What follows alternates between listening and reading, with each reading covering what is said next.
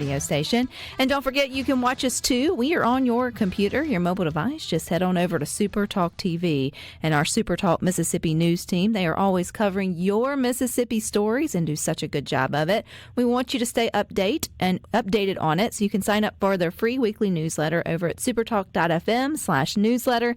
It's Monday here on Good Things, so we got Kelly Bennett with SuperTalk Mississippi News to give us some good headlines. Welcome back, Kelly. Thank you. Happy St. Patty's Day. I got to tell you, this is such a nice change from all the hard news. Let's just put it that way. I don't even want to say rough news. Well, you can say that, hard news, rough news I don't want to read things. Yes, it's a breath of fresh air because, believe it or not, there are so many good headlines happening in Mississippi. More folks need to focus on the positive. And I think a happy day like St. Patty's Day, we should be doing just that. So what you got for us, Kelly? Well, first of all, you've got a big deal going on in the sports world. For the first time ever, both men's and women's basketball teams from Mississippi State and Ole Miss are headed to the NCAA tournament. On the men's side, Mississippi State came in as 8th seed. They'll play 9 seed Baylor on Friday. Ole Miss, a 6th seed, will play Friday as well, but they're going to have to wait to see who they play. The Rebs will get the winner of Tuesday's play-in game between San Diego State and North Carolina. Now, over in the women's bracket, 9 seed Mississippi State will play 8 seed California Saturday. Ole Miss landed in the tourney as a 5 seed. They'll play the 12th seeded Ball State on Friday. And, of course, for game locations, tip-off times, and more on each team partaking in March Madness, you can head on over to supertalk.fm. You know, I used to play basketball when I was in high school. Yeah, I was never really good. The only shot I ever made the year I spent on the basketball team was a three-pointer, though. And it was just one of those lucky shots. You know, of all the sports, basketball is my favorite to watch in person. I don't really watch it on TV much. I will if I sit down and sort of the right situation's on. I totally watch one of our home teams if they, make it or my husband has it on. But if you're in the stadium and it's a good basketball team or even a halfway decent basketball team, the atmosphere to me is second to none. Like, both sides get going because it's such a smaller kind of intimate crowd. Like, even in high school and middle school, man, you get the right fans with the right crowd going on. It just draws you in. So basketball can be a lot of fun to see in person for sure. We should go see a game together because I feel exactly the same way. Basketball is so fast-paced, and they get the music pumping during the games, and they make it a lot of fun. Yeah, and it's good. Anytime, go team. Like, that's anytime we've got Mississippi represented, I jump on that bandwagon because I think it's just good for the state. So it's exciting to see that all 4, are going to be there, and hopefully they will see themselves progress on. But if not, just making it, I think, is a good storyline, and such credit to the different athletic departments. So yay, basketball. And some people just like watching. I always go for the underdog anyway. I don't fill out the brackets or do anything like that, but I've always thought maybe I should, kind of like beginner's luck or ignorance is bliss, and see how your teams would go. That would be a lot of fun, but I would have zero educational information to actually fill out a bracket for. So yeah, I had a friend filling one out in front of me one time, and I was like, "What are you doing?" And she tried to explain it to me, and I was like, "You're really wasting your time. I'm never gonna. It's not something I'm gonna do." But I know a lot of people enjoy it. Yeah. So what else we got, Kelly? What else good's going on?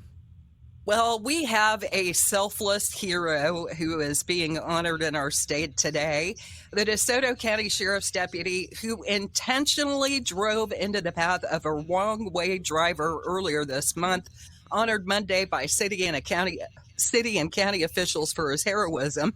His name is Deputy Brian Brock, and he earned the resolution of respect for his actions. Now, here's what happened. A vehicle involved in a high-speed pursuit started going the wrong way on Interstate 269 on March 4th. The car narrowly missed several other vehicles before Brock intentionally drove his patrol car into the speeding suspect's path. He stopped the erratic vehicle, sustained minor injuries in the process. Thankfully, they were only minor.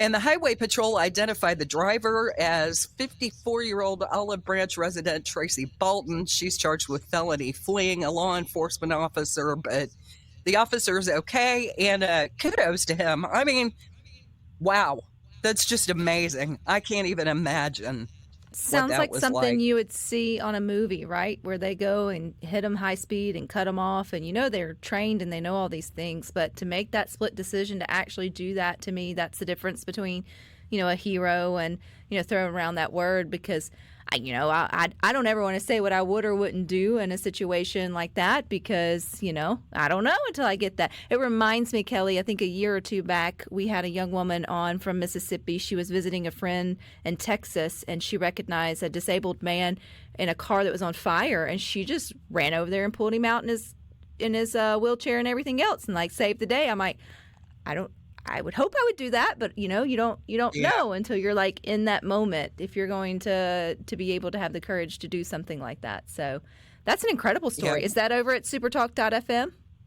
It sure is. And, it's just, we have some amazing Mississippians, law enforcement, first responders. Think about all the first responders that were out over the weekend, taking care of these 12 tornadoes. I think that number might go up. We might find out it was more than 12 tornadoes, but I'm supposed to stick to the good stuff. So let's get back to some good news. Well, I mean, at the age watching of people 90, show up. No, go ahead. Age of 91, go ahead. At the age of 91, Mississippi blues legend Bobby Rush isn't showing any signs of slowing down. He teamed up with another blues great, Kenny Wayne Shepherd, for the upcoming release of his latest album, which is called Young Fashioned Ways. And I found a trailer so you get a taste. 1, 2, 3, 4.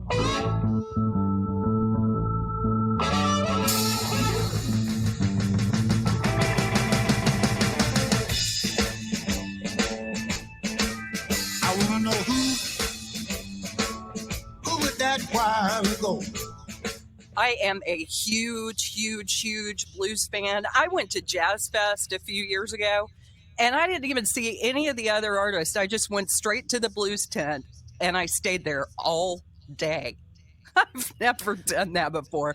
I was like, who am I missing? Because you got to run around to catch all the different acts you want to see.